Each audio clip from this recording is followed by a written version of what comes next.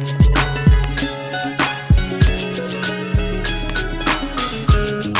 to be here. Thanks for having me. Najee, thanks for having me. And Jared, thanks for giving me my first interview on WPFW a while back. I spent about 15 years working on this project. Started this project in December of 1994 when I was writing a political novel using a character based on the Shakurs. I'm based on a Black Panther, and the Shakurs were the leading Black Panthers. And I saw that Tupac was shot in a recording studio lobby, and the Washington Post had another strange twist. The same cops that arrived at that scene were the first to arrive at his sexual assault scene a year earlier.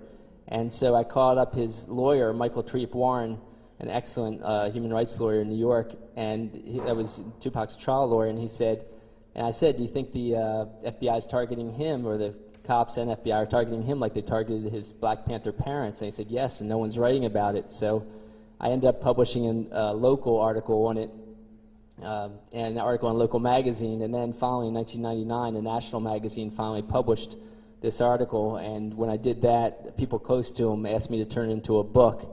So I spent off and on that much time researching all the information you're going to see here. That included hundreds of interviews with people close to him, like his business manager, Watani Tayahimba, you'll see in a few minutes. Again, his trial lawyer, Michael Warren, people of that nature. I did a Freedom of Information Act request, and they told me, incidentally, they weren't supposed to, but they told me there was over 4,000 pages in Tupac's FBI file. And I paid for those pages, but they only sent me 99 of them they said for national security reasons.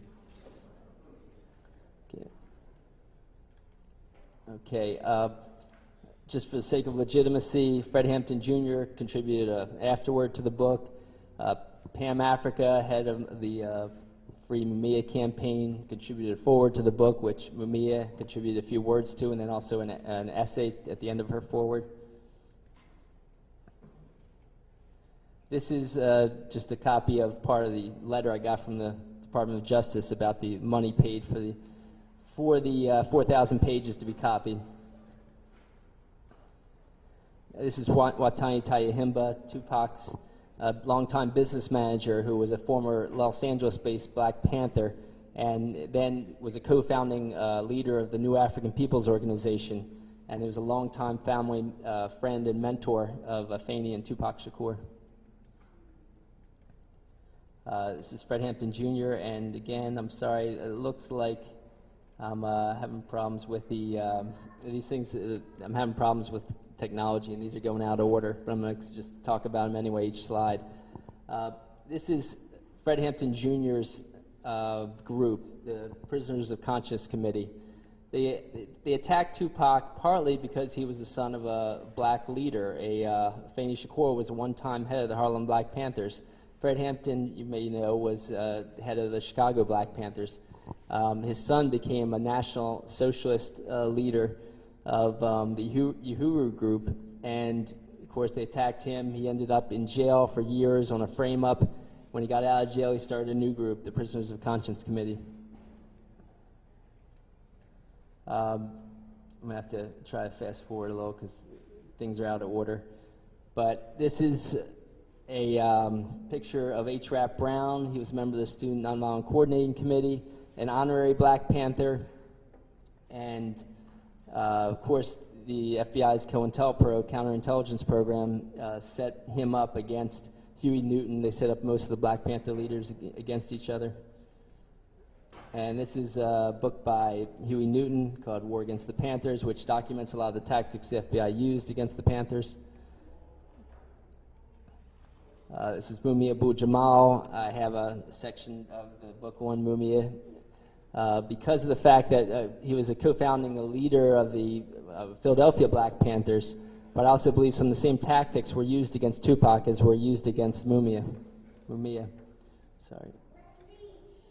This is Michael Treef Warren, Tupac's trial lawyer, who's a longtime Black Liberation Movement figure also.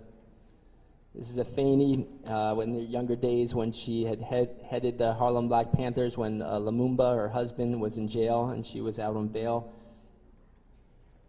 But she was one of the Panther 21, of course, the leading Black Panthers. And, sorry, these got out of order. I'm just going to review them anyway. I'll just say there was, after Tupac died, there were a few relatively good articles that covered some of the police tactics and the police foul play. One of them was by an editor at the New Yorker named Connie Bruck. She pointed out that at the sexual assault trial, you might remember in New York, she pointed out that there was the prosecutors treated Tupac much differently than the person that set up that whole situation, which was a guy named Haitian Jacques Agnant. You may have heard of Tupac's song where he talks about Haitian Jack knew he was working for the feds, he said, meaning the FBI. Michael Warren said that he finally got this Jacques Agnant's rap sheet and a huge list of charges, all dismissed up and down the East Coast. And he said that's a sure sign of a police intelligence agent. And so she's pointing out the unusual aspect of them treating Jacques Agnant differently than Tupac. Okay, and so for doing that, for coming out with some real information on Tupac's life for the first time in a while, I mean, there's a lot of disinformation on Tupac's life, but for coming out with a lot of real information on him, she was interviewed by the FBI, according to Tupac's FBI file. Okay, this is Tupac at the scene where I had first, heard about him being, what I felt was him being targeted. This was right after he was shot 4 times in a New York recording studio lobby. I've got an affidavit in here, and I don't know if I'm going to be able to bring it up, but it's in my DVD based on the book, that says he was shot 4 times, 2 bullets went through the back of his skull and out the front of his skull, okay? And he didn't die. It was a miracle that he didn't die. But this was obviously an assassination attempt, okay? And I'll tell you a little more about his life to say why assassination. I use the word assassination. But they were trying to kill him. This wasn't a random mugging like all the press said.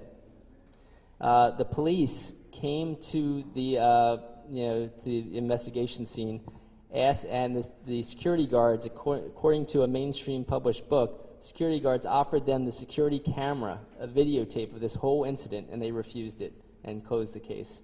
Okay, so the police, knew what was going on with that. This is Lumumba Shakur, founding member of the Harlem Black Panthers and Afeni's first husband.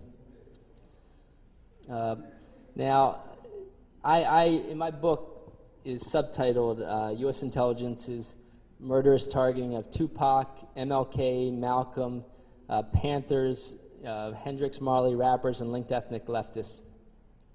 I like to say, we shouldn't separate these incidents. They're all under the umbrella of U.S. intelligence targeting for radical activism, good activism, I should say, good radical activism to help the general population.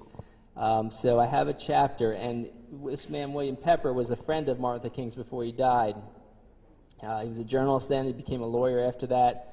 He ended up doing about a 20-some-year investigation and came out with many of the tactics that were used by U.S. intelligence to assassinate Martin Luther King. He also represented the Martin Luther King family in a historic trial in 1999, which most of you probably never heard of because it was so buried by mainstream media. If they did cover it, they distorted it in a huge way. The King family won a trial saying that against one of the co-conspirators with the government in the assassination of Martin Luther King. And in all of his research, we come up with a lot of tactics that I found were also used against Tupac Shakur's family and Tupac Shakur himself. Of course, Malcolm X was a huge inspiration for the Black Panthers, for Tupac. Him and Martin Luther King were getting very close before before Malcolm's death. Now, the same an undercover U.S. intelligence agent infiltrated Malcolm's group. He rose to head of security, and he was the first person to arrive at Malcolm X's body when he was assassinated. Now, William Pepper showed that the first person to arrive at Martin Luther King's body was also an undercover agent, a military intelligence agent named Merrill McCullough. The one that first came to Malcolm X's body was named Eugene Roberts. He ended up staying undercover to the point that he then became part of Afeni Shakur's New York Black Panthers and framed them, and then in court came out as an agent and testified against the Panther 21, Afeni and her fellow Panther 21. So he revealed himself.